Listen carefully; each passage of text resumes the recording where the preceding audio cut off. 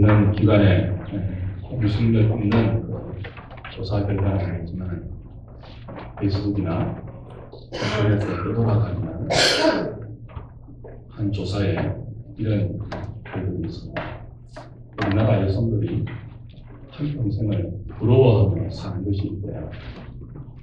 10대 때는 메이크 입은 친구들을 부러워한다.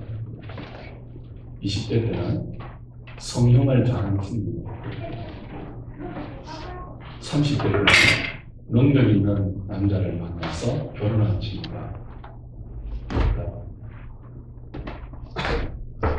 40대 때는 공부 잘하는 자식을 가진 친구가 있다.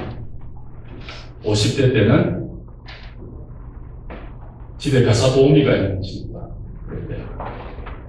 60대 때는요, 해외에 자주 나가는 친구가 있다. 70대 때는요, 가족과 함께 사는 친구가 있고, 80대 때는 뭐가 그럴까요? 우리나라 여성들이에요. 먼저 죽은 친구를 그리워하면서 생각합니다. 왠지 마음이 짠하지 않습니까?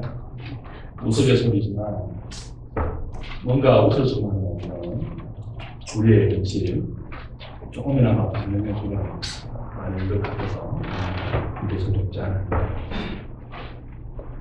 살다 보면 누군가가 부러워질 때가 있습니다. 근데 그 부러움이 지금 나의 처지와 지금 나의 삶을 초라하게 여기게 만들고 왜소하게 느끼게 만드는, 그래서 그 부러움이 나를 힘들게 할 때 그 부러움은 부러움으로 끝나는 것이 아니고 굉장히 큰 문제로 등장합니다. 수학을 전공한 어떤 자매가 있었는데 결혼을 하고 전공을 포기했어요. 남편하고 아이를 낳고 그 아이를 키우면서 전업주부로 나름 행복하게 살아갔습니다. 그러다가 어느 날 세종문화회관에서 하는 친구의 귀국 독창회를 보러 갔습니다. 그전에도 여러 연주회를 보러 갔지만 그날처럼 그런 마음이 들지는 않았어요. 그날따라 결혼을 포기하고 자기의 꿈을 펼치기 위하여 유학 가서 마침내 모든 과정을 마치고 자랑스럽게 귀국하여 화려한 스포트라이트를 받고 청중들의 박수를 받으면서 무대 위에서 노래하는 그 친구가 그렇게 부럽더래요. 그전에는 안 그랬는데, 여러 연주회를 다녀도 안 그랬는데 그날따라 그렇더래요. 그래서 보다가 그냥 자기도 모르게 울음이 터져요. 옆에 있는 남편이 그 아내의 눈물을 본 거예요. 남편의 마음은 또 어떻겠습니까? 능력 없는 나를 만나가지고 자신의 꿈을 한번 펼쳐보지도 못하고 저렇게 찌그러져 살아야 하는, 마침내 터지고 마는 아내의 눈물을 보면서 마음이 너무 아픈 거죠. 그날 밤 두 부부는 각기 잠을 이루지 못했대요. 사랑하는 여러분, 자기의 꿈을 펼치는 것도 가치가 있는 일입니다. 그러나 남편과 결혼해서 그 자기의 꿈을 한편으로 접고 세상이 말하는 찌그러져서 아이를 잘 키우는 것, 자기 꿈을 펼치는 것 못지않은 보람과 가치임을 믿으시기 바랍니다. 차원이 다른 거죠. 자기 꿈을 펼치는 것도 의미예요. 그러나 집안에서 하나님이 주신 자녀들을 품에 안고 그 아이들의 어린 시절을 엄마와 함께 공유하는 그 감성을 키워주면서 자기 꿈을 대신 희생하고 사는 그건 또 다른 차원의 의미고 영광이고 가치며 보람이죠. 부러움이 왜 종종 큰 시험이 되는가 하면 그 부러움이 때로 그 중요한 가치를 퇴색시켜버린다는 거예요. 그래서 부러우면 지는 것이다 하는 말이 나왔는지 모르겠습니다. 하나님 백성들이 살아가는 우리의 인생에도 다양한 종류의 부러움이 늘 찾아올 수 있습니다. 그러나 그런 부러움에 우리가 잠깐 스쳐 지나가는 정도가 아니고 그 부러움이 우리의 생각과 우리의 마음을 사로잡아서 오늘 내가 하나님 앞에서 믿음으로 살아가는 이 세상과 다른 차원의 가치가 왜소해 보이고 보잘것없어 보이고 하나님 앞에서 믿음으로 살아가는 나의 존재가 찌그러들어 보일 때 그건 큰 시험이 될 수 있죠. 그런 부러움이 우리의 마음에 찾아올 때 우리는 가만히 있으면 안 됩니다. 부러우면 지는 거예요. 그래서 우리의 영혼 가운데, 우리의 마음 가운데 이렇게 외쳐야 되죠. 한번 같이 따라해 볼까요? 부러우면 진다. 다시요. 부러우면 진다. 요즘 우리 많이 하는 말이잖아요. 오늘 본문에 바로 그와 같은 부러움을 우리에게 불러일으키고 마음에 격발을 주는 한 인생이 소개됩니다. 함께 읽은 본문에 나오는 라멕의 인생인데요. 이 라멕은 가인의 오대손이에요. 그런데 19절의 말씀처럼 이 사람은 인류 최초로 중혼한 사람입니다. 2명의 와이프를 거느린 사람이에요.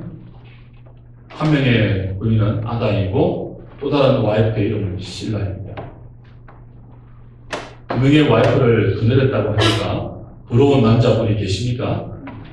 부러우면 뭐 하는 것이라고요? 이거는 지는 것 정도가 아니에요. 망하는 거고 죽는 거예요. 2명의 와이프를 거느린 남자가 부러우면 자신의 아내가 하찮아 보입니다. 자신의 아내가 하찮아 보이면 가정이 무너져 죽는 거예요. 부러우면 지는 거죠. 이 라멕이 아다와 실라라는 두 아내 사이에 4명의 자녀를 두었다고 오늘 본문은 기록합니다. 첫 번째 아들이 야발이고, 두 번째 아들이 유발이고, 세 번째 아들이 두발가인, 그리고 마지막 막내 딸이 나아마라는 그런 3남 1녀의 자녀를 두었습니다. 다른 많은 자녀가 있는데 대표적으로 이 자녀의 이름만 거론했는지 모르겠지만 또는 본문이 기록하는 4명의 자녀를 라멕은 두었습니다. 근데 이 4명의 자식들이 보통 자식이 아니고 첫째 아들 야발은 어떤 자식이었죠? 장막에 거하면서 육축치는 자의 조상이 되었다고 했습니다. 육축치는 자의 조상. 장막에 거하면서 보통 그 육축을 치면요 장막에 거하는 게 아니고 뭐예요? 떠돌아다녀야 되잖아요. 풀이 있는 곳을 따라서 초지를 따라서 가축들을 먹이며 여기저기 떠돌아다녀야 되는데 야발은 어떻게 했다고요? 장막에 거하면서 육축을 쳤어요. 이 최초의 기업형 목축입니다. 삼양 목장 뭐 이런 것처럼 넓은 땅에 말뚝을 파고 울타리를 두고 거기에 수많은 종류의 가축을 키워서 방목하는 키우는 소위 말하는 기업형 목축을 최초로 시도한 사람이 라멕의 첫째 아들 야발이에요. 전문적으로 목축을 해서 크게 성공한 거죠. 둘째 아들 유발은 어떤 아들입니까? 수금과 통소 잡는 자의 조상이 되었다 그랬습니다. 수금과 통소, 악기의 그 음악의 전문가가 되었다는 거죠. 뭐 이건 길거리 다니면서 버드나무 그 이파리 하나 뜯어서 풀피리 부르는 그 정도가 아니에요. 전문적으로 악기를 제조하고 그 악기로 연주해서 사람들의 마음을 움직이고 사람들에게 박수받고 그리고 그 연주법을 가르치는 소위 말하는 음악의 전문가예요. 유명한 마에스토로죠. 유명한 연주가, 지휘자, 음악의 전문가가 된 것입니다. 당대의 예술 문화를 선도하는 사람이 바로 라멕의 둘째 아들 유발이라고 볼 수 있습니다. 셋째 아들 두발가에는 어떤 자식이에요? 동철로 각양 기구와 날카로운 기계를 만든 기계의 전문가입니다. 구리와 철로 각종 기구를 만들었다고 했죠. 요즘 말로 하면 공학 박사, 기계공학 박사로 나갈 수 있겠죠. 막내 딸은요, 뭘 했다는 기록은 없는데 이름이 뭐예요? 라마예요. 그 당시 히브리 말을 쓰지는 않았겠지만, 그러나 모세가 기록한 모세오경 창세기는 히브리 말로 기록되어 있죠. 여하튼 히브리 말로 라마라는 이름은 예쁘다 그런 뜻이에요. 그러니까 남자들은 다양한 능력으로 남자 자식들은 성공을 했고, 하나 있는 막내 딸은 뭐예요? 너무 예쁜 딸, 아주 예쁜 딸이었어요. 그러니까 라멕은 자기 자신도요, 2번의 결혼을 한 사람이잖아요. 2명의 와이프를 거느린 사람이잖아요. 짧은 기록이 여기에 모든 것이 함축되어 있습니다. 하고 싶은 거 다 한 사람이에요. 당시만 해도 중혼이 허락되지 않는 사회 문화입니다. 하나님 말씀이 그걸 막았던 시대예요. 근데 라멕이 어떤 사람이에요? 하나님 말씀이 그걸 금하든지 말든지 사회적인 간섭이 그것을 제한하든지 말든지 상관하지 않고 자기가 하고 싶으면요 하는 사람이 라멕이에요. 아내를 2명 거느리고 싶으면 거느려야지 지성이 풀리는 사람이 라멕이에요. 하고 싶은 것들 다 해보는 인생이란 말이죠. 그런 라멕이 자식을 겉으로 볼 때는 아주 훌륭하게 키웠어요. 다 전문가로 키웠고요. 자식 농사를 사실 성공한 사람이라고 볼 수 있죠. TV에 나오는 성공 인생에 충분히 요즘 같으면 라멕이 주인공으로 등장해서 자신의 성공의 비하인드 스토리를 사람들에게 알려주는 그런 인물이 될 수 있었던 인생입니다. 부러움의 대상이 될 수 있어요. 해보고 싶은 것 자기는 다 하고 자식도 보란듯이 성공시킨 남자 라멕입니다. 근데 성경은 이런 라멕에 충분히 부러워할 만한 성공 스토리가 어디에서부터 시작되었는지를 분명히 우리에게 가르치고 있습니다. 23절, 24절을 보시면요, 라멕이 2 아내를 모아놓고 자신의 인생과 자신이 살아왔던 라이프 스타일을 이렇게 떠들어댔죠. 어떻게 말합니까? 아다와 실라여 내 목소리를 들으라. 라멕의 아내들이여 내 말을 들으라. 나의 상처로 말미암아 내가 사람을 죽였고 나의 상함으로 말미암아 소년을 죽였도다. 가인을 위하여는 벌이 700일인데 라멕을 위하여는 벌이 77일이로다. 자기 입으로 직접 말하는 자기의 삶의 방식이에요. 라멕이 이렇게 살아왔다고 아내 앞에서 직접 이야기를 해요. 어떤 삶이에요? 가인처럼 한 사람만 죽이지 않았다는 거예요. 자기의 조상, 5대 조상 가인처럼 한 사람만 죽인 것이 아니고 라멕은요 여러 사람을 죽였대요. 그런데 그 여러 사람 중에 소년도 있죠. 노인도 있죠. 자기의 꿈과 자기의 욕심을 이루는데 방해가 되고 조금이라도 자기를 건드리는 사람은 남녀노소를 가리지 않고 죽여버렸다는 거예요.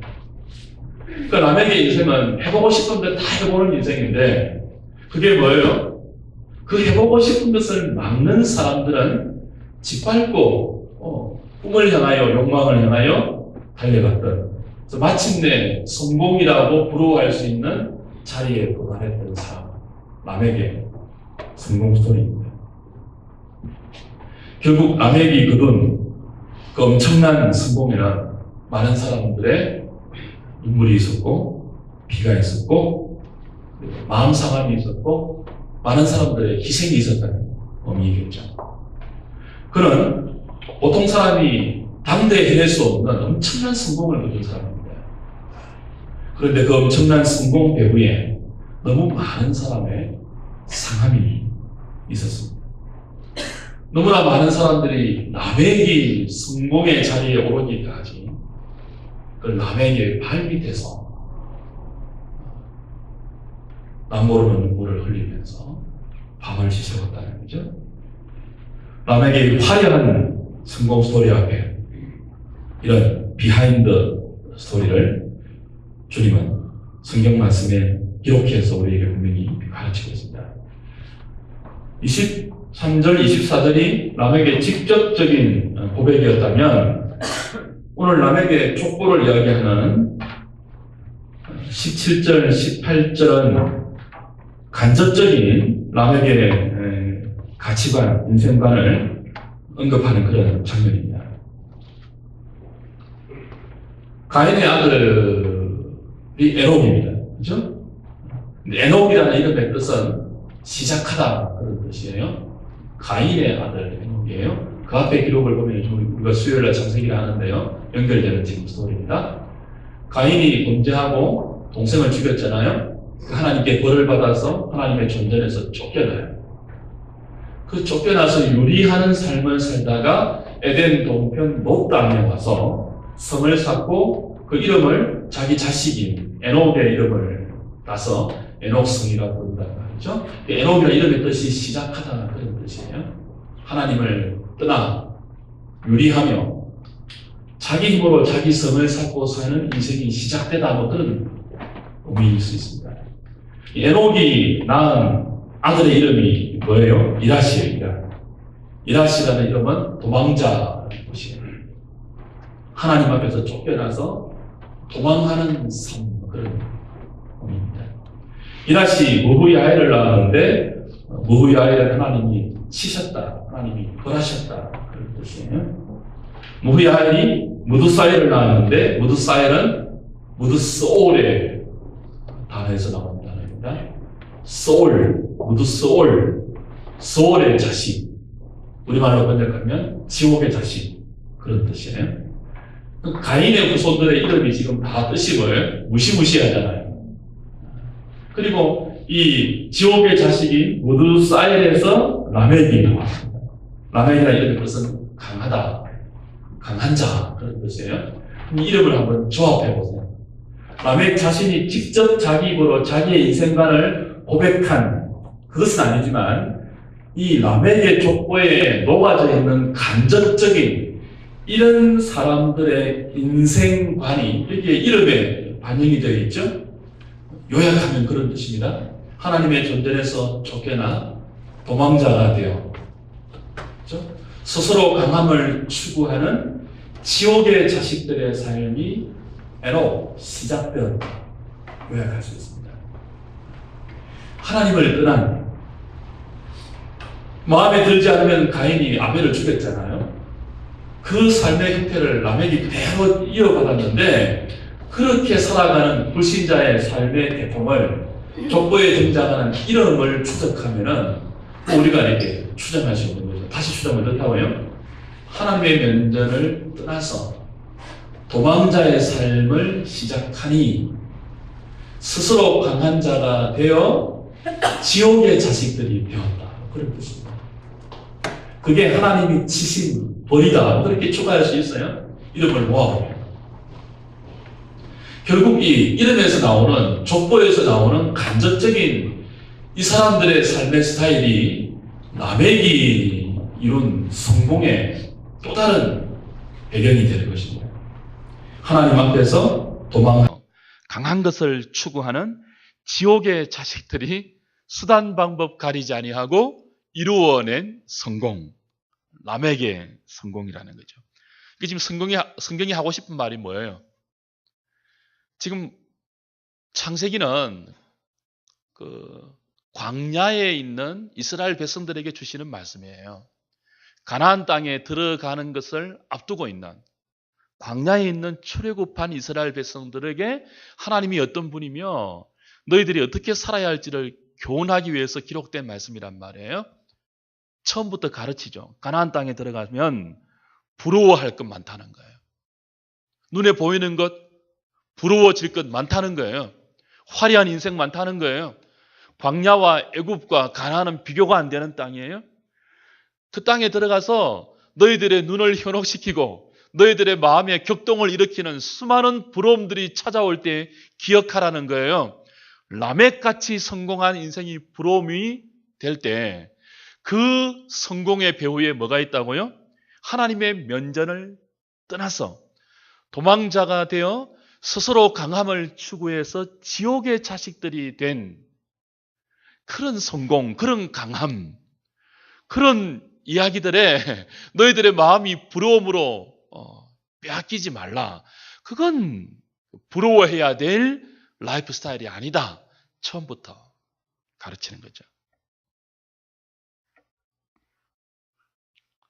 그래서 뒤에 나오는 창세기 5장에 보면은 아담의 족보가 나오는데요. 이 아담의 족보는 누가복음 3장 27절, 28절을 보면은 예수님의 족보가 나와요. 그 예수님의 족보 마지막 부분에 보면 이 아담의 족보에 나오는 이 이름들이 그대로 역순으로 기록이 되어 있습니다. 무슨 말인가 하면은 창세기 5장에 나오는, 오늘 본문 뒤에 나오는 창세기 5장에 나오는 아담의 족보는 비록 범죄했지만 아담이, 이 아담의 족보에 나오는 이름들은 누구의 족보라는 거예요? 예수님의 족보, 구원받은 자의 리스트라고 볼 수 있어요. 그래서 이 아담의 족보에 여러분 잘 보시면 이 앞에 나온 가인의 후손들의 이름이 있어요, 없어요? 없어요. 대신 누구의 이름이 들어가요? 가인이 죽였던 아벨 대신 하나님이 셋을 주셨고 25절, 26절 그렇게 나와 있죠, 그죠? 그리고 셋이 아들을 낳았는데 에노스라고 이름했잖아요. 바로 그 셋과 아벨과 셋과 에노스의 후예들이 구원받은 생명의 족보, 아담의 족보에 나온단 말이에요. 누구는 빠지고요.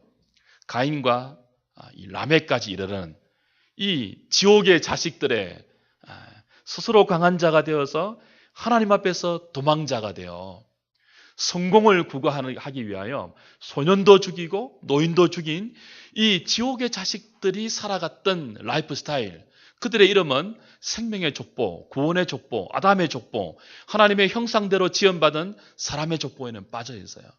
무슨 말입니까? 놀라운 성공은 거두었지만 사람으로 칠 수 없다는 거예요. 하나님의 형상으로 지음받은 사람의 족보에 이름이 없어요. 오히려 누가 있다고요? 그런 가인에게 맞아 죽은 아벨의 이름이 있어요. 아벨은 허무하다 그런 뜻이에요. 그리고 아벨의 후손인 에노스의 이름이 들어가요. 에노스는요, 더 이상 희망이 없다, 뭐 그런 뜻이에요. 그러니까 가인에게 맞아 죽은 아벨을 대신해서 하나님이 셋을 주셨고 그 셋의 아들이 에노스인데, 에노스 때 비로소 사람들이 누구의 이름을 불렀다고 했죠? 여호와의 이름을 불렀어요. 그냥 부른 게 아니에요. 주위에 있는 가인 계열의 삶을 본 거죠. 볼 때마다 부러움이 생긴 거죠. 저의 추측이에요. 부러움이 생긴 거죠. 근데 부러움에 지지 않은 것입니다. 그 가인의 후손들, 라멕의 삶으로 집대성되는 그 라인의 지옥의 자식들의 삶을 보니까 에노스의 이름에서 나오잖아요. 더 이상 갈 데가 없다. 더 이상 고칠 데가 없다. 부패했다. 그걸 느낀 거죠. 아무리 화려하고 아무리 하고 싶은 것을 다 해보는 그런 인생이지만, 자기도 성공하고 자식도 성공시킨 인생이지만, 그러나 본 거예요. 그 발밑에 비참하게 짓밟힌 사람들의 피와 눈물과 5.18 정도가 아니겠죠? 그 말할 수 없는 고통과 신음들을 본 거죠. 그리고서 이름에 표시합니다. 에노스. 더 이상 갈 데가 없다. 고쳐질 수 없다. 부패했다. 썩었다. 그리고는 뭐를 한다고요? 여호와의 이름을 부르는 거예요. 비로소 사람들이 에노스의 때에 여호와의 이름을 불렀더라.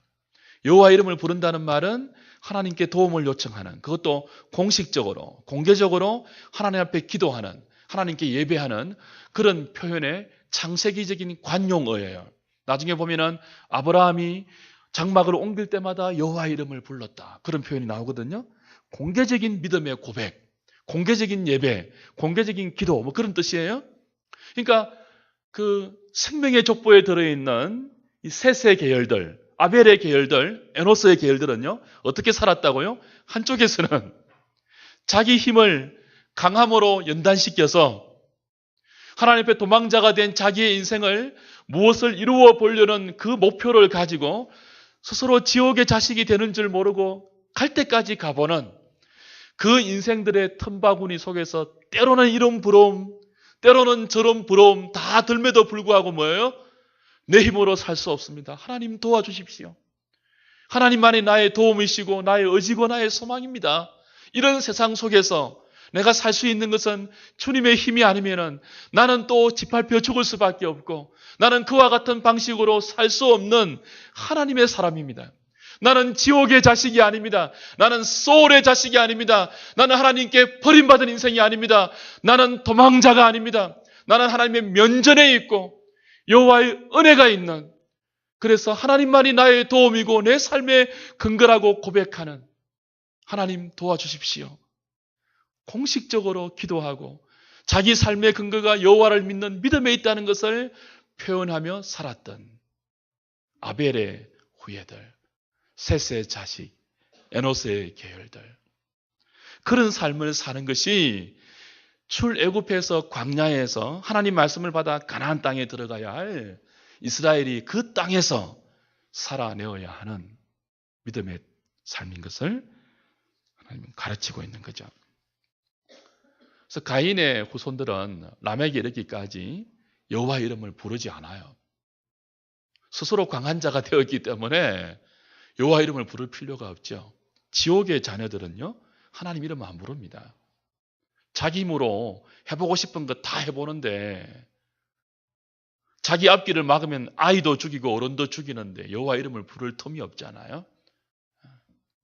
그러나 하나님의 백성들은 그런 부러움이, 사실 여러분 해보고 싶은 거 다 해보는 인생 앞에 서면은 부러워요, 안 부러워요? 부럽죠. 저는 부러울까요, 안 부러울까요? 부럽죠, 저도. 근데 그게 뭐예요?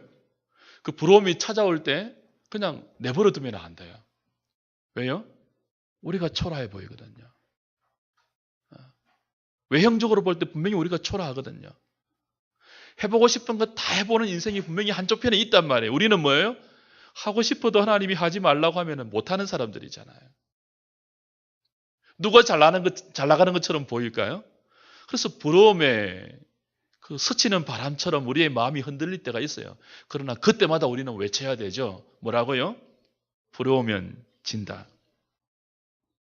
어떤 어머니가 턱목고에 보내는 비결, 자식을 인류대에 진학시키는 비결, 뭐 이런 책들을 연구하고 공부하고 스터디하면서 결국 아들을 턱목고에 보낸 그런 엄마가 있습니다. 이 아들이 엄마의 뜻을 잘 받들어서 마침내 턱목고 전교 1등을 했습니다. 그런데 어느 날 이 아들이 아파트 20층 옥상에 올라갔어요. 옷을 벗고 신발을 벗어놓고 그리고 휴대폰을 옆에 놓고 마지막으로 엄마에게 카카오톡을 보냅니다. 엄마, 머리가 심장을 갉아먹는데 더 이상 못 버티겠어요. 죄송해요. 안녕히 계세요. 머리가 심장을 갉아먹는데요. 턱 먹고 전교 1등이에요. 엄마, 머리가 심장을 갉아먹는데 더 이상 못 버티겠어요. 죄송해요. 안녕히 계세요. 얼마나 아팠으면, 이 고등학생이 얼마나 견디기 힘들었으면 머리가 심장을 갉아먹는다고 표현했을까요? 주 안에 사랑하는 여러분, 하나님을 떠나 도망자 인생이 되어 스스로 강하려 하고 그 강함으로 해보고 싶은 것 다 해보고 싶은 꿈을 이루고 성공하려고 하는 지옥의 자녀들이 살아가는 삶의 스타일은 다른 사람만 죽이는 게 아니에요. 머리가 내 심장을 갉아먹는 자기 자신도 서서히 죽여가는 인생임을 우리는 기억해야 합니다. 우리 주위에 성공신화가 너무 많기 때문에, 그 성공신화에 춤추는 인생들이 너무 많기 때문에 우리 수시로 부러우면 진다. 이런 구호 외치면서 우리가 믿음으로 사는 것이 절대로 초라하지 않으며 여호와 이름을 부르면서 하나님의 도움을 의지하고 사는 삶이 절대로 보잘것없지 않다는 사실을 여러분이 믿음으로 신뢰하지 못하면 부러움에 질 수 있는 거죠.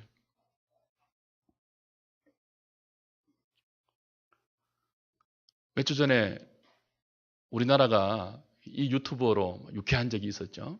어떤 귀가 어두운 할머니가 101번 LG U 플러스 안내전화 아시죠? 따르릉 전화를 받는 남자 상담원이 전화를 받았어요. 네, LG U 플러스입니다. 할머니가 뭐라고 했다고요? 뭐요? LG에 불났어요? 계속 그 이야기 오고 왔잖아요. LG가 불이 났다고요? 아니요, LG U 플러스입니다. 여러분, 아무리 성공해도 그때가 우리도 옵니다. 저는 벌써 한쪽 귀 잘 안 들리는 싸우정인데요. 아무리 2명의 와이퍼를 걸려도 LG에 불 났다고요? 소방서가 불이 났어요? 그런 때가 온다니까요. 자식을 아무리 성공시켜도 그 성공시킨 자식이 우리의 눈멀고 귀멀고 떨어져가는 기력을 어찌할 수 없습니다. 저희 아버님 원래 84신데 너무 다르세요. 매년. 누가 맡겼어요? 세월 앞에 장사가 없어요. 그리스도인은 무엇을 이루는가가 중요한 게 아니에요. 성공 그거 별거 아니에요. 귀 뭔데요? LG에 불났시요? 성공한 인생이 멀어져가는 청력을 막을 수가 없습니다. 굽어져가는 허리를 펼 수 없어요. 성공이. 우리에게 중요한 건 뭐예요? 성공하든 실패하든 여호와의 이름을 부르는 거예요. 우리는 그렇게 살다 가는 사람이에요. 어떻게 하든지 해보고 싶은 것 다 해보는 고지에 올라서 떵떵거리며 사는 그 성공의 신화에 속아 춤추는 인생이 아니고 그 허탄한 신화와 어리석은 족보에 이끌림 받는 인생이 아니고 하나님이 우리 인생을 어디에 세워두든지 때로는 내 인생이 세상의 모든 꿈을 접고 하나님이 맡기신 환경에 찌그러드는 인생이 된다 할지라도 순간순간 여호와 이름을 부르면서 믿음으로 살다가 믿음으로 가면 그게 최선이에요. 그래서 아담의 족보에 보면요. 창세기 5장 이후 아담의 족보에 보면은 다른 기록 없어요. 누구누구는 태어나서 자식을 낳고 메세에 죽었더라. 그거밖에 없어요. 구원받은 족보인데 그 기록밖에는 없어요. 이 사람이 어떤 기업의 회장이다. 자식을 어떻게 성공시켰다. 이거 없어요. 태어나서 자식을 낳고 900세에 죽었더라.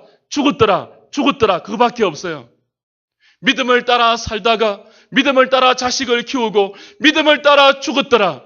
그것으로 족하죠. 그것으로 살다가 가면은 영원히 저와 함께 왕노릇하는 존재가 저와 여러분들이에요. 비록 이 세상에 이름 남기지 못해도 가죽 껍데기 하나 남기지 못해도 세상 사람들이 부러워할 만한 그 어떤 캐리어나 그 어떤 스펙을 남기지 못해도 여러분이 이름도 없이 빛도 없이 하나님이 맡기신 삶의 현장에서 그저 여호와의 이름을 부르면서 성실하게 살아가는 그 평범한 삶이야말로 가장 귀한 가치며 가장 영광스러운 보람이며 의미며 희망인 것을 잊지 마시기 바랍니다. 부러움이 찾아올 때 외치세요. 뭐라고? 부러우면 진다. 부러우면 지는 부러움에 넘어가지 마십시오. 여호와의 이름을 부르면서 여러분의 삶을 지켜내십시오. 주님이 영원토록 여러분을 축복하실 것입니다. 기도하시겠습니다.